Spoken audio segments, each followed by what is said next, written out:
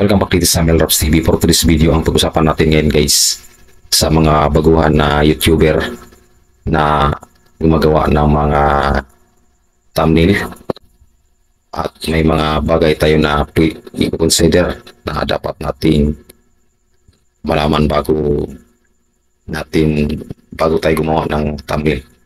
Kung hindi pa kayo nakasubscribe dito sa aking YouTube channel, sana niyo kalimutan na subscribe ako dito sa aking YouTube channel at paki-share na rin sa ating video para may idea rin yung mga kasama natin na wala pang idea tungkol dito. So matutulungan ka dito na ang mga fans nyo ay bumalik at manood sa yung channel. Kailangan dito yung ang ating thumbnail ay yung mga nakasulat doon ay maliwanag at yung design are catchy. Wow.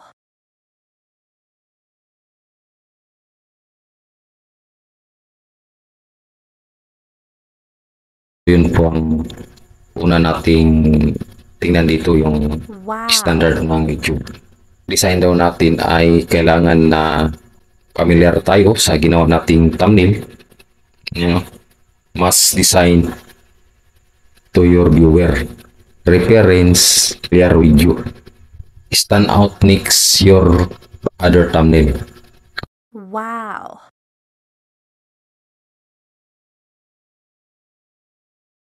Wow. So gagawa ka dito ng thumbnail na iba sa lahat. Kumbaga ano siya, attractive. Yan, ipapakita ko sa inyo kung wow.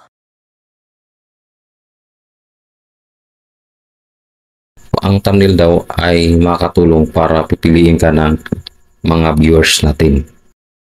Wow.